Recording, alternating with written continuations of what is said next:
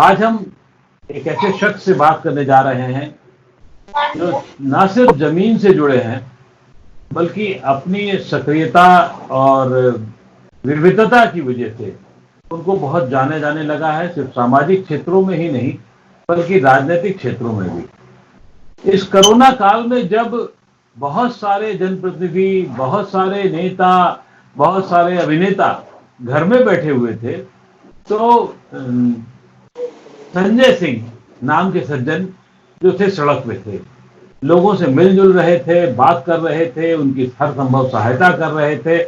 और हमने तो वो वीडियो भी देखा है जब वो उन लोगों को जो बेचारे अपने घर वापस जाना चाहते थे उनको जूते पहनाते हुए भी दिखे हमें।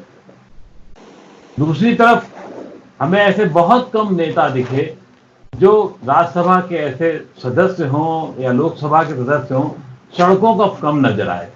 तो ऐसे में संजय सिंह बिल्कुल अलग हो जाते हैं, और वो भी तब जबकि संजय सिंह का राजनीतिक अनुभव भला ही थोड़ा सा ज्यादा हो, लेकिन अगर लोकसभा और राज्यसभा के कार्यकाल को देखा जाए तो बहुत कम अनुभव है उनका।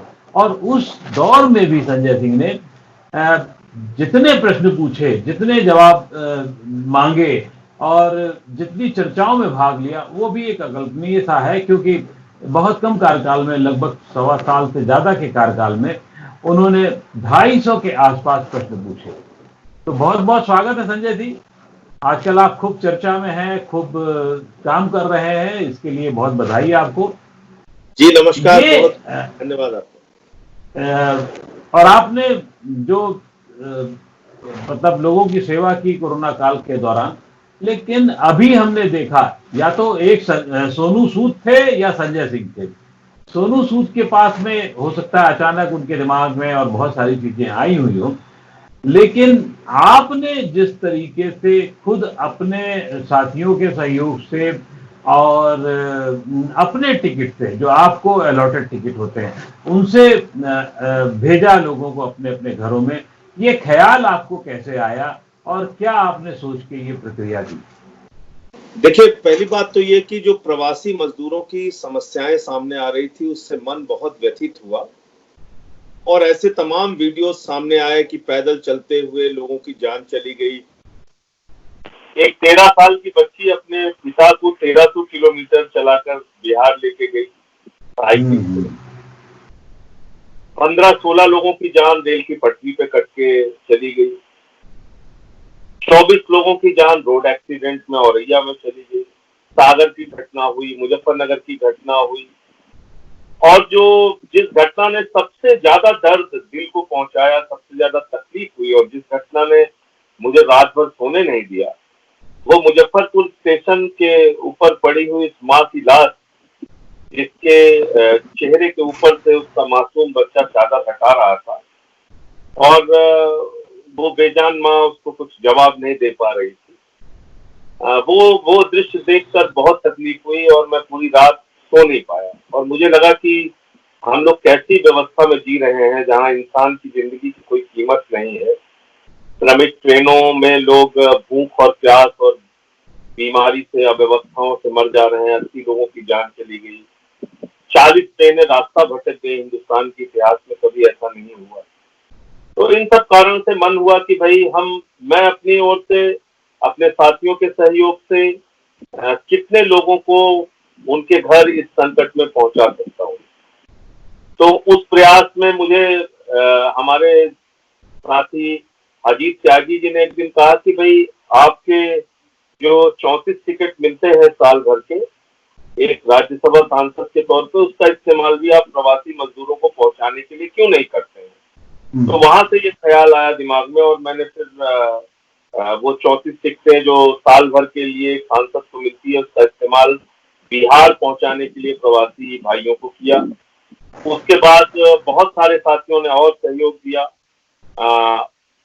एक विशेष विमान करके, एक चार्टर विमान करके उससे 180 प्रवासी भाइयों को, बहनों को, बच्चों को पहुंचाया बिहार पूरा एक। और उसके बाद करीब करीब 60 से ज्यादा बसें हम लोगों ने बिहार, उत्तर प्रदेश और मध्य प्रदेश के लिए भेजी। और इसमें मैं एक नाम और अपने साथ जोड़ना चाहूंगा, भाई दिलीप पांडे जी, जो इस पूरे अभियान में बहुत सक्रियता के साथ उन्होंने जमीन पे काम किया। वो चाहे राशन और भोजन पहुंचाने की बात हो, वो चाहे रसोई चलाने की बात हो, या फिर जब प्रवासी मजदूरों को, जिसका आप जिक्र कर रहे थे कि जब हम लोग गए गाजीपुर बॉर्डर पे और वहां पे नंगे पांव लोगों को उनके पांव में चप्पल पहनाने की बात हो, या जो भी उनकी मदद हम लोग कर सकते थे, इस मामले में बहुत सारे विधायकों ने हमारे काम किया, लेकिन दिलीप पांडे जी उसमें से एक प्रमुख ऐसे साथी हैं जिनका बहुत ही अनुकरणीय काम रहा। और उन्होंने मरीजों की सेवा, जैसे ट्विटर वगैरह पे जिसको देखा उन्होंने कि कोई तकलीफ में अपने अपना बयान कर रहा है, तो उसकी भी मदद उन्होंने की। तो मुझे लगता है कि ऐसे अच्छे कामों में एक दूसरे व्यक्ति से प्रेरणा मिलती है।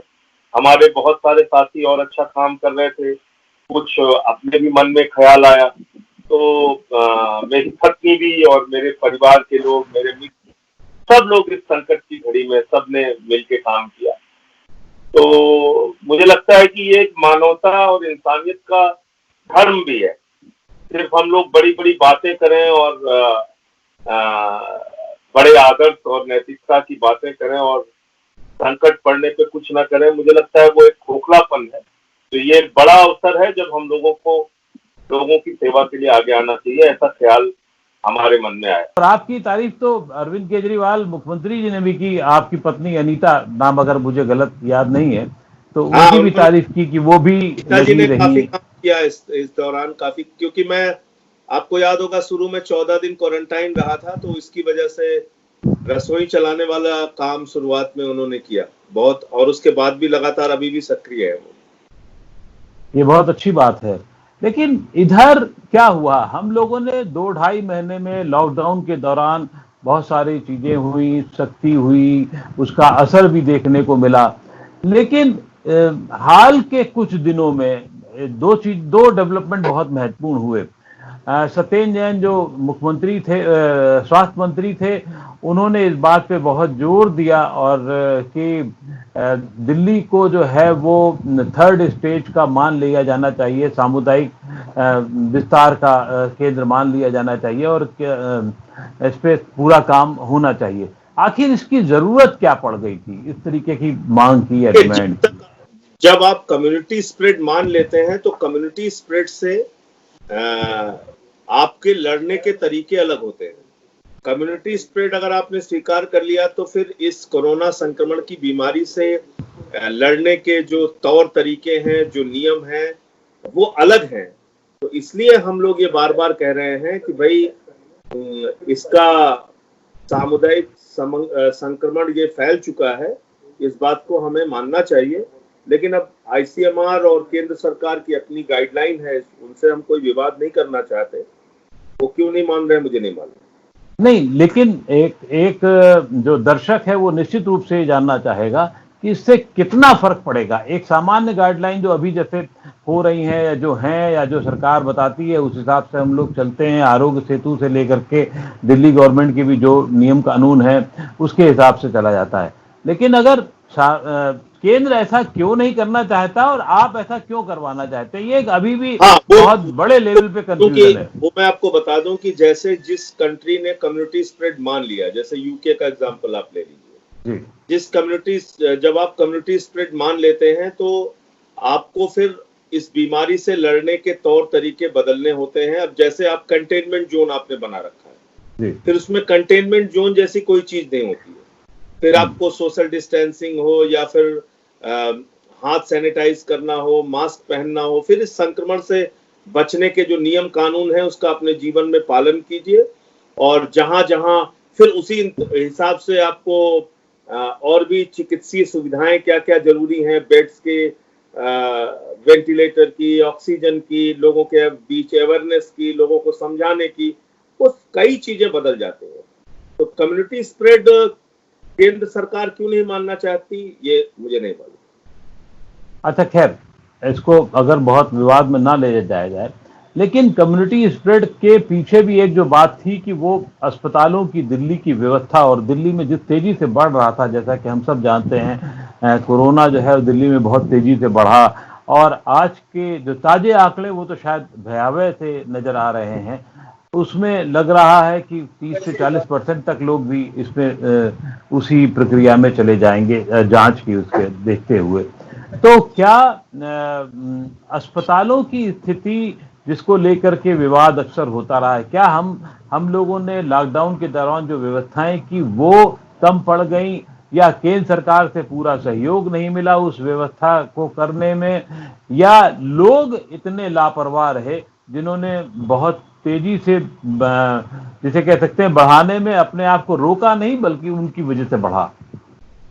देखिए, मुझे लगता है कि इसके लिए हम लोगों को जो आंकड़े अभी तक सामने हैं उसको देखना चाहिए। और ये आप भी जानते हैं और जो हमारे दर्शक सुन रहे होंगे वो भी जानते हैं कि कोरोना टेस्टिंग कोई ऐसी चीज नहीं है जो आप छुपा सकते हैं, क्योंकि इसको आपको इंटरनेशनल लेवल पे भी जारी करना होता है। दुनिया के तमाम देशों की जो सूची आती है उसमें भी बताना होता है कितनी टेस्टिंग आपने की और कितने आपके यहाँ पॉजिटिव केसेस आए। इंडिया के लेवल पे भी जो राज्यवार सूची आती है उसमें भी जारी करना होता है कि भाई कितनी टेस्टिंग हुई और कितने पॉजिटिव आए। आईसीएमआर जो राज्यवार रिपोर्ट मांगता है उनको भी देना होता है। तो टेस्टिंग दिल्ली में कितनी हुई ये हम छिपा ही नहीं सकते, या कोई राज्य नहीं छिपा सकता। सिर्फ दिल्ली की बात मैं नहीं कर रहा हूँ, कोई भी राज्य ये टेस्टिंग पे जो, तो पहली चीज तो हमें घेरा जा रहा है कि साहब टेस्टिंग यहाँ पे कम हो रही है, टेस्टिंग के लिए लोग परेशान हो रहे हैं। तो मैं उसका एक छोटा सा आंकड़ा पढ़ना चाहूंगा। नहीं, वो आंकड़ा तो सबको पता है कि दिल्ली में सबसे ज्यादा टेस्टिंग हो रही है इस समय अन्य राज्यों की तुलना में। 30 सेकंड का टाइम दीजिए, 30 सेकंड। देखिए, प्रति 10 लाख जो टेस्टिंग हो रही है वो दिल्ली में हो रही है 12,198, तमिलनाडु में हो रही है 7,407, राजस्थान में हो रही है 6,224, कर्नाटक में हो रही है 5,482, महाराष्ट्र में हो रही है 4,404, गुजरात में हो रही है 3,531, बंगाल में हो रही है 2,595, मध्य प्रदेश में हो रही है 2,374, उत्तर प्रदेश में हो रही है 1,532, बिहार में हो रही है 769। तो मेरा ये कहना है कि जब आप ज्यादा टेस्टिंग करेंगे तो ज्यादा केसेस सामने आएंगे, जब आप टेस्टिंग ही नहीं करेंगे तो केसेस कैसे सामने ज्यादा आएंगे। और केसेस छिपाना इस बीमारी से लड़ने का कतई इलाज नहीं है। और ये मैं नहीं, दुनिया के तमाम विशेषज्ञों की राय है और हिंदुस्तान के तमाम चिकित्सकों की राय है कि ज्यादा से ज्यादा टेस्टिंग कीजिए, ज्यादा से ज्यादा मरीजों को आइडेंटिफाई कीजिए, इस संक्रमण की पहचान कीजिए और उसके हिसाब से उनको चिकित्सीय सुविधा उपलब्ध कराइए। होम आइसोलेशन में रखने की जरूरत है वो कीजिए, बेड ऑक्सीजन बेड देने की जरूरत है वो कीजिए, वेंटिलेटर देने की जरूरत है वो कीजिए। लेकिन आप जब तक जांच ही नहीं करेंगे तो पता कैसे चलेगा। अब उसमें दिक्कत क्या आती है सर, उसमें सबसे बड़ी परेशानी है आईसीएमआर की एक गाइडलाइन है, इनकी जांच करेंगे, इनकी जांच नहीं करेंगे, इनकी जांच करेंगे, इनकी जांच नहीं करेंगे। मेरा इसमें बहुत साधारण सा कहना है, आज हिंदुस्तान दुनिया के 10 देशों में चौथे नंबर पर है, 3 लाख से ज्यादा हमारे केसेस हो गए। और अगर हम टेस्टिंग के मामले में देखें तो अमेरिका 71,000 लोगों की टेस्टिंग कर रहा है प्रति 10 लाख। ब्राजील 7,000 लोगों की टेस्टिंग कर रहा है प्रति 10 लाख। रसिया 99,000 लोगों की टेस्टिंग कर रहा है प्रति 10 लाख। यूके 71,000 लोगों की टेस्टिंग और भारत की अगर आप बात करेंगे तो प्रति 10 लाख टेस्टिंग में हम 3,993 हैं। अब आप अंदाजा लगा लीजिए कि हम कहां पे खड़े हुए हैं। आज जो यूके है वो 91,956 कर रहा है, स्पेन 95,507 कर रहा है। तो मतलब ये जो टॉप के कंट्रीज हैं, टॉप कंट्रीज में कोई 90,000, कोई 95,000, कोई 70,000 की टेस्टिंग कर रहा है। ब्राजील जरूर 7,000 की टेस्टिंग कर रहा है। हम कहां खड़े हैं? हम 3,900 लोगों की टेस्टिंग कर रहे हैं पर डे। तो अगर हम टेस्टिंग कम करके इस मर्ज को छिपाना चाहते हैं तो कहीं ना कहीं ये उस ज्वालामुखी के पहाड़ पर बैठने जैसी कार्रवाई है, जिसका विस्फोट जब होगा और कब ये फटेगा आपको अंदाजा ही नहीं लगेगा। इसलिए ये बात आईसीएमआर की गाइडलाइन बदलनी चाहिए और पूरे देश में हर जिले स्तर पे कम से कम 2-3 लैब को लाइसेंस देना चाहिए टेस्टिंग किट ज्यादा से ज्यादा राज्यों को उपलब्ध करानी चाहिए। केसेस बढ़ जाए उसकी चिंता किए बगैर, केसेस बढ़ेंगे तो आप ज्यादा सावधानी बरतेंगे, ज्यादा इंतजाम करेंगे, बेपरवाह नहीं रहेंगे इस बीमारी से। इसलिए मेरी ये सलाह है, और हमने आज स्वास्थ्य मंत्री जी को चिट्ठी भी लिखी है कि आप टेस्टिंग के लिए बीमारी का सरकारीकरण मत कीजिए। जैसे टीबी की कोई जांच करा सकता है, हार्ट की कोई जांच करा सकता है, कैंसर की कोई जांच करा सकता है, किडनी लीवर की कोई जांच करा सकता है, ऐसी इसकी भी जांच की छूट दे दीजिए। संजय जी, लेकिन जैसे ये बिल्कुल ठीक है कि नंबर्स मान लीजिए मरीजों के बढ़ गए, लेकिन अभी दिक्कत जो आ रही है, जो ज्यादा डराती है, वो ये है अस्पतालों में जब लोगों को ले जाया जाता है, वहां की स्थितियों को लेकर के जब जो दिक्कतें सामने दिखने को आ रही हैं, वो मैं दिल्ली में रहता हूं, मैं चाहे इतना डरूं ना डरूं, लेकिन मेरे जो परिवार परिजन और लोग जो बाहर रहते हैं वो बहुत ज्यादा डर रहे हैं। ओवरऑल स्थितियां क्या सचमुच ऐसी भयावह हैं, या सिर्फ इसका आप ये मानते हैं कि ज्यादा प्रचार हो रहा है, बस उतना ही है? नहीं, दोनों बातें हैं। मैं ऐसे नहीं कहूंगा कि ये सिर्फ गलत खबरें चलाई जा रही हैं।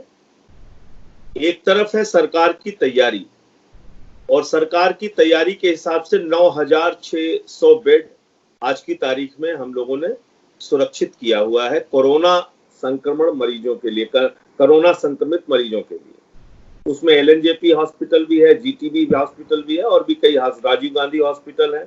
तो करीब करीब 4,000 से ज्यादा बेड तो दिल्ली राज्य सरकार के हॉस्पिटल में सुरक्षित है। बाकी प्राइवेट हॉस्पिटल में और कुछ सेंट्रल गवर्नमेंट के हॉस्पिटल में 1260, एम्स और आरएमएल और लेडी हार्डिंग सफदरजंग मिला के 1260 बेड वो है। तो 9,600 बेड है। कुछ प्राइवेट हॉस्पिटल के बेड हमने लिए हैं। प्राइवेट हॉस्पिटल में लोग ज्यादा जाना चाहते हैं। अब मैक्स गए, अपोलो गए, दूसरे जब हॉस्पिटल में जाते हैं वहां उनको बेड नहीं मिलता, क्योंकि कई लोगों ने, कई हॉस्पिटल ने वास्तव में परेशान भी किया लोगों को, चक्कर कटवाए, बेड नहीं दिया। और कई हॉस्पिटल प्राइवेट वास्तव में भरे हुए थे, वो झूठ नहीं बोल रहे हैं, उनके यहाँ खाली नहीं है। जैसे मैक्स आप देखिए, ऐप पे भी जाके देखिए, नहीं खाली है। अपोलो देखिए, नहीं खाली है। लेकिन उसके बावजूद मैं जब आपसे बात कर रहा हूं तो लगभग, आप अभी भी ऐप पे चेक कर सकते हैं, एकदम मैं एग्जैक्ट फिगर नहीं, लेकिन 46% बेड आज भी खाली है दिल्ली सरकार के अस्पतालों में। और कुछ बाकी अस्पतालों में 46% जो हमारी रिजर्व बेड है कोरोना के लिए, उसमें 46% खाली है। अब सरकारी अस्पतालों में लोग जाना नहीं चाहते, अब किस कारण से वो मैं नहीं बता सकता। लोग प्राइवेट हॉस्पिटल में ज्यादा एडमिट कराना चाहते हैं। तो इन्हीं सरकारी अस्पतालों से 2,000 से ज्यादा लोग ठीक भी हुए। अगर आप एलएनजेपी की बात करें तो 2,600 मरीज वहां से ठीक होके भी निकले हैं। कुछ वहां पे इक्का दुक्का ऐसी और कुछ दिक्कतें भी सामने आई, अभी उसके वीडियो काफी वायरल हुए थे सोशल मीडिया में, उसको भी हम लोगों ने देखा, उस पर भी कार्रवाई कर रहे हैं। लेकिन मुझे लगता है कि मैं आपके माध्यम से सारे दर्शकों से, दिल्ली वालों से यह अपील करूंगा कि जहां भी हमारे बेड खाली हैं, खासतौर से सरकारी हॉस्पिटल्स में, वहां जाइए और एडमिशन लीजिए। अगर आपको महसूस होता है कि आपको एडमिट करने की जरूरत है तो ये मैं लोगों से अपील करूंगा। आने वाले दिनों में स्टेडियम, बैंक्वेट हॉल, होटल्स को हम लोग बहुत जल्दी कोरोना हॉस्पिटल में, कोविड हॉस्पिटल में कन्वर्ट करने जा रहे हैं। तो बेड की कहीं कोई दिक्कत नहीं आएगी। वेंटिलेटर आज भी हमारे पास 254 के करीब खाली है। तो मैं एग्जैक्ट फिगर वेंटिलेटर का भी बता दे रहा हूँ। और हमको जुलाई में, जो महेश वर्मा कमेटी की रिपोर्ट है, जुलाई तक हमको 15 जुलाई तक करीब करीब 1700 से 1780 के करीब वेंटिलेटर की जरूरत पड़ेगी। आज जो हमारे पास ऑक्यूपाइड वेंटिलेटर है 344, और जो वैकेंट वेंटिलेटर है वो 254। ये कल का आंकड़ा है, हो सकता है कुछ इसमें परिवर्तन हो। आपने अभी 2-3 बातें बहुत महत्वपूर्ण कही हैं। एक ये कि सरकारी अस्पताल खाली हैं, कुछ ज्यादा, थोड़े से वहां पर लोग नहीं जा रहे हैं। तो लोग नहीं जाने का कारण क्या? खासतौर से तब जब आम आदमी पार्टी की सरकार का जो पिछला कार्यकाल था, उसमें 2 बातों पे बहुत फोकस था, एक पढ़ाई और एक अस्पताल। दोनों पे ही बहुत ज्यादा, और कई चीजें बहुत अच्छी भी नजर आई थी, इसमें कोई दो राय नहीं है। लेकिन वो अब ऐसी स्थिति में, और अब आपको जब 2-2.5 महीने का वक्त भी मिला है, तो उसके बाद ये जो जिस तरीके की वीडियो आए, जो परेशानी का आलम देखा गया, लोगों के रोना तड़पना देखा गया, वो एक सवाल हो रहा है कि वो क्यों हुआ। दूसरा ये कि प्राइवेट अस्पताल जो इन पे क्या कोई नियंत्रण नहीं है, वो जिस तरीके से लापरवाही कर रहे हैं, जो मर्जी में आए पैसा मांग रहे हैं, 12 लाख 15 लाख और खुलेआम मांग रहे हैं। क्या सरकार की तरफ से कोई गाइडलाइन नहीं है कि वो इतना ही पैसा ले सकते हैं?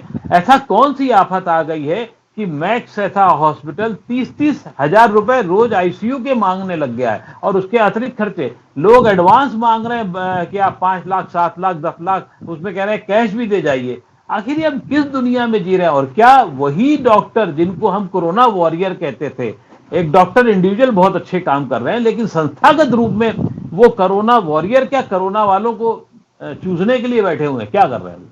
देखिए, बिल्कुल आप बिल्कुल सही कह रहे हैं, और ये बीमारी का व्यापार ऐसे समय पे करना तो बहुत ही दुर्भाग्यपूर्ण है।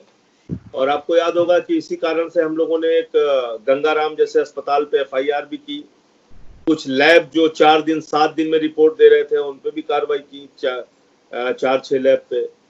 तो निश्चित रूप से अभी राज्य सरकार ने, दिल्ली सरकार ने एक ऑर्डर पास किया है कि भाई आप अपने बेड की उपलब्धता बताइए और किस चीज का आप कितना चार्ज कर रहे हैं वो बताइए। तो अब वो हर हॉस्पिटल को जारी करना पड़ेगा। ऐसे मनमाने ढंग से आप किसी को परेशान नहीं कर सकते, किसी से पैसा वसूल नहीं सकते हैं। तो जो भी प्राइवेट हॉस्पिटल की इस तरह की कंप्लेंट लूट की आ रही है या बाकी चीजों की, उस पर हमारी सरकार कार्रवाई कर रही है। नहीं, लेकिन सवाल यह है कि ये सरकार खुद क्यों नहीं बताती है कि आईसीयू का आप इतना पैसा लीजिए, इस काम का इतना लीजिए, उस काम का इतना लीजिए। ज्यादा से ज्यादा ग्रेडिंग की जा सकती है हॉस्पिटल्स की। वो तो उन्होंने तो लिस्ट जारी करना शुरू कर दिया, और बड़ी बेशर्मी से ये अस्पताल जो हैं पैसा मांग रहे हैं। मतलब 3 लाख 4 लाख 5 लाख रुपए आप एडवांस दे दीजिए, वो भी कैश दीजिए, उसके अलावा बाकी और पैसा जब बिल बनता है तो हम सब लोग फेंट होने की स्थिति में होते हैं कि अगर ये सुन करके ही ऐसा क्यों नहीं किया जाता फुल प्रूफ सिस्टम की, उसमें दिक्कत कम हो, आप लोगों की भी दिक्कत कम होगी। सहमत हूं, मैं आपकी बात से सहमत हूं। इस पे निश्चित रूप से अंकुश लगना चाहिए, और इस तरह से मनमानी लूट की छूट किसी को नहीं दी जा सकती है। तो इस पे सरकार कार्रवाई कर रही है।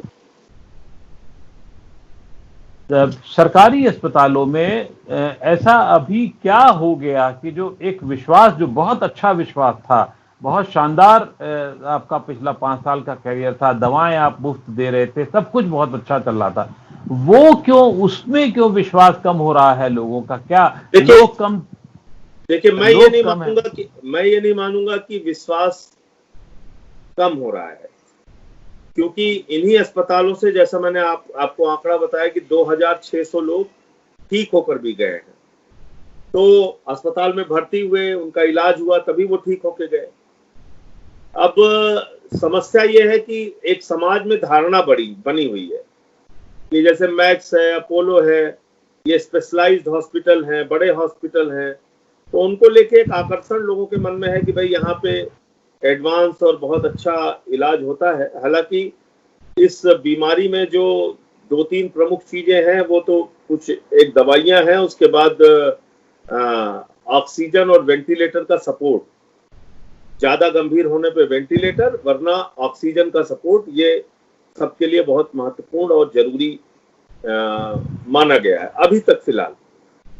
तो मुझे लगता है कि वो तो हमारे सारे सरकारी हॉस्पिटल के पास है, तो इसलिए उससे घबराने के बजाय मैं आपके माध्यम से सारे दर्शकों से, दिल्ली वालों से यही अपील करूंगा कि जो भी हमारे हॉस्पिटल खाली हैं, वहां पर कोई भी अगर मरीज एडमिशन लेना चाहता है जरूर आए, और अगर कहीं कोई दिक्कत आती है तो जो हमारा हेल्पलाइन नंबर है, जो ऐप पे हमारा नंबर है, उसको उस पर सबको सूचना दें, और कोई भी कठिनाई आती है तो उसको जरूर बताएं।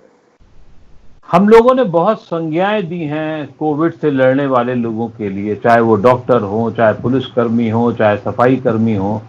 इनको और मजबूत करने के लिए, इनकी व्यवस्था को और मजबूत करने के लिए, जैसे अभी पिछले दिनों ये भी बात हुई कि कई जगह कुछ हॉस्पिटल्स के डॉक्टर्स को पैसा भी नहीं मिल रहा है। तो क्या ऐसी व्यवस्था हम लोग करने जा रहे हैं जिसमें दिल्ली का सर ऊंचा रह सके, दिल्ली का मान ऊपर रह सके? नहीं, देखिए आप बिल्कुल सही कह रहे हैं। अब जैसे अब वही होगा कि मैं अभी कोई टिप्पणी करूंगा तो ये समझा जाएगा कि मैं कोई पॉलिटिक्स कर रहा हूँ। लेकिन कस्तूरबा गांधी जो एमसीडी का हॉस्पिटल है, उसमें डॉक्टर्स को हड़ताल करनी पड़ रही है कि भाई उनको पिछले 2-3 महीने से तनख्वाह नहीं मिली है। इसी तरह से एमसीडी के टीचर्स आंदोलन पे बैठे हुए हैं कि उनको तनख्वाह नहीं मिली है। तो ये मुझे लगता है ठीक नहीं है। मई तक का हम लोगों ने दिल्ली सरकार की ओर से पूरा पेमेंट किया हुआ है एमसीडी को, तो फिर क्यों तनख्वाहें रोकी जा रही हैं? और जहां तक दिल्ली सरकार का सवाल है, तो हम लोगों ने तो यहाँ तक कहा है कि किसी कोरोना योद्धा की अगर कोई दुर्भाग्यपूर्ण मृत्यु इस इलाज के दौरान और लोगों की मदद के दौरान, सेवा के दौरान होती है, तो उनके भी परिवार को 1 करोड़ की सम्मान राशि दी जाएगी। और वो जो शहीदों के लिए हम लोगों ने नियम बनाए हैं, वो उनके लिए भी हम लोग करेंगे। कम से कम एक घाव पे मरहम लगाने की कोशिश। नहीं, ये तो खैर शहीदों के लिए बहुत अच्छा दिल्ली सरकार करती रही है कि 1 करोड़ रुपया उनके परिजनों को दिए जाने की व्यवस्था हुई, और मेरे ख्याल से कुछ लोगों को अभी हाल में भी जो हुए उनको भी मिलने का प्रोसेस शुरू हुआ है।